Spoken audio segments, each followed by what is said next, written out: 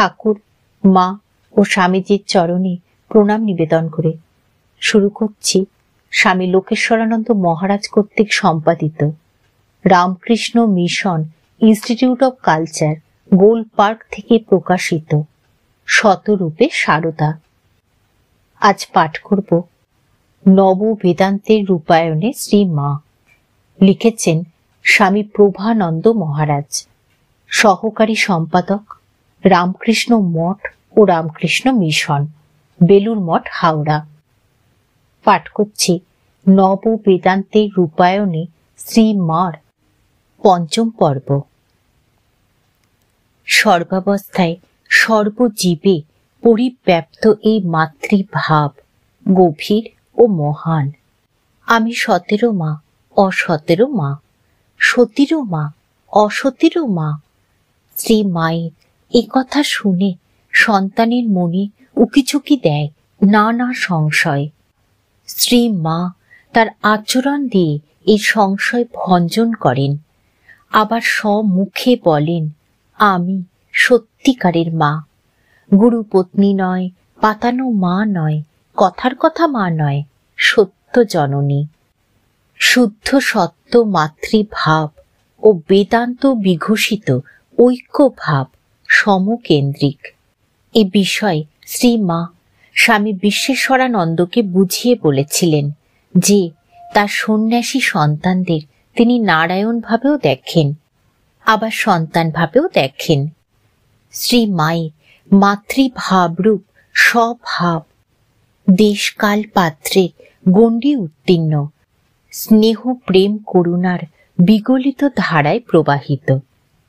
বিজ্ঞানী শ্রী মায়ের সর্বভূত হিতের অতীয় মাতৃভাবের প্রণালী দিয়ে প্রবাহিত। ভক্ত সন্তানদের কাছে তিনি নিজ নিজ পার্থিব জননীর মতো, আবার সকল জননীর সমষ্টি রূপা ধ্যান লোকের জগৎ জননী রূপেও প্রতিভাত। ছোট একটি ঘটনা। উদ্বোধন বাড়িতে বাস করছিলেন শ্রী মা। ভক্তদের কেউ কেউ বড়ই উৎপাত করত। প্রৌঢ় পুরুষ ভেউ ভেউ করে কাঁদছে, মাথা কুটছে, কেউ বা প্রতীক্ষারত অন্যান্যদের কথা ভুলে গিয়ে সাত কাহন নিজের কথা বলে যেত। কেউ বা পায়ে মাথা রেখে নিশ্চল হয়ে থাকত। একদিন একজন শুয়ে আবদার ধরলেন, তার বুকে শ্রী পাদপদ্ম রেখে তখনই চৈতন্য করে দিতে হবে। এদের বোঝানো বা ঠেকানো কঠিন। এসব দেখে শুনে কিশোর সত্যেন্দ্রনাথ মজুমদার ব্যঙ্গ বিদ্রুপ করায় শ্রী মা বলেছিলেন, দুঃখী মানুষের ব্যথা কত, বড় হলে বুঝবি, তুই তো মানুষ। তার সন্তানদের কল্যাণের জন্য তার কি গভীর আকুলতাই না প্রকাশ পেত। জগৎ জোড়া তার সন্তান। তিনি নিত্য স্নানের পর করজোড়ে প্রার্থনা করতেন, মা জগদম্বে, জগতের কল্যাণ করো। তার দীক্ষিত সন্তানদের জন্য ব্যাকুলভাবে নিত্য প্রার্থনা করতেন, প্রভু এদের চৈতন্য করে দাও, মুক্তি দাও। এই সংসারে বেজায় দুঃখ কষ্ট, এদের যেন আর সংসারে আসতে না হয়। বিশ্ব মাতৃত্ব ও বিশ্ব ঐক্যবোধের মধুর সামঞ্জস্যে গঠিত শ্রী মায়ের ভাব প্রতিমা। তিনি ঘোর সংসারের মধ্যে থেকেও সাংসারিক গ্লানির ঊর্ধ্বে তিনি ধ্যান মন্থনে সংগৃহীত অখণ্ডানন্দে পরিপূর্ণ। তার হৃদয়ে প্রতিষ্ঠিত অখণ্ডানন্দের পূর্ণ ঘট। তার জীবন দর্শনে ধর্ম সাধন ও সাংসারিক জীবন, ভূমা ও ভূমি, ত্যাগ ও সেবা এক অবিভাজ্য সত্যের বিভিন্ন অভিব্যক্তি মাত্র। তার প্রশান্ত সামঞ্জস্যপূর্ণ জীবনে ঘটেছে পারমার্থিক ও ব্যবহারিকের এক অনায়াস সহজ সমন্বয়।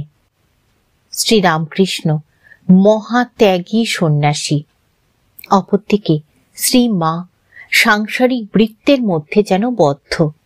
সেখানে ভাইদের স্বার্থবুদ্ধি, ভাইজিদের পরস্পর হিংসা, ছোট মামি পাগলামি ইত্যাদি সব নিয়ে তার জীবন যাপন। তিনি অসীম ধৈর্য ধরে সর্বং সহা ধাত্রী ধরিত্রীর মতো জগৎজোড়া তার সন্তানদের মধ্যে বিমূর্ত ঠাকুরের সেবায় আত্মনিয়োগ করেছিলেন। তার সকল সন্তানকে প্রাণ ঢালা সেবা যত্ন করে তিনি হয়েছিলেন বিশ্বাত্মিকা। মহাশক্তি শ্রী মা মাধুর্যরূপী মমতাময়ী জননী রূপে সন্তানদের মধ্যে বিরাজমানা।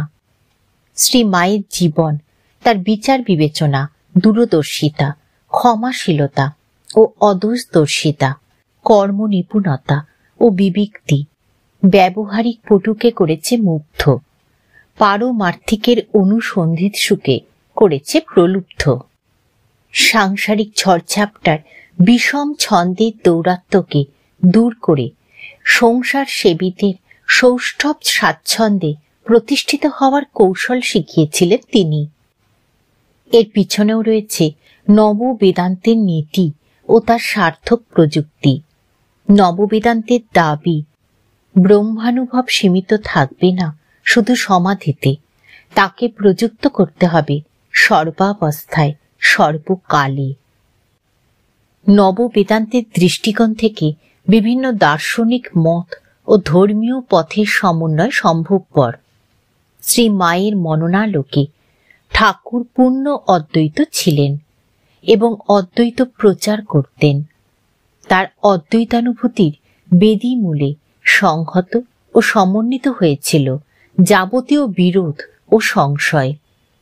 শ্রীরামকৃষ্ণের উক্তি জানিবি সকল মতেরই উহা শেষ কথা এবং যত মত তত পথ প্রমাণ করে যে দেশ ভেদে, কাল ভেদে, আচার ভেদে ও সংস্কার ভেদে ধর্মে ধর্মে যে বিবাদ বা বৈষম্য তা ব্যবহারিক মাত্র।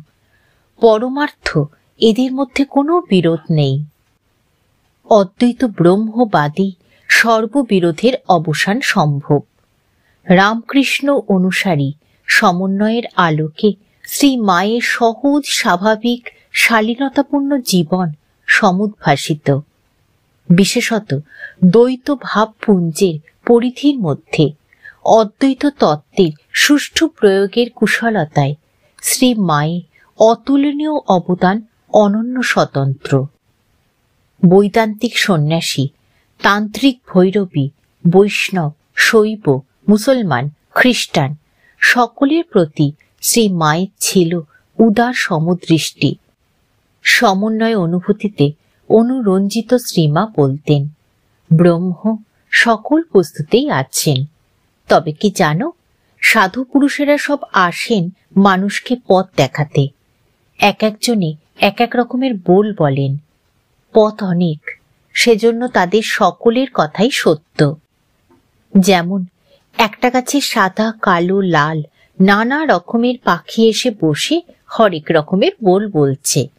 শুনতে ভিন্ন ভিন্ন হলেও সকলগুলিকে আমরা পাখির বলি। একটাই পাখির বোল আর অন্যগুলো পাখির বোল নয়, এরূপ বলি না।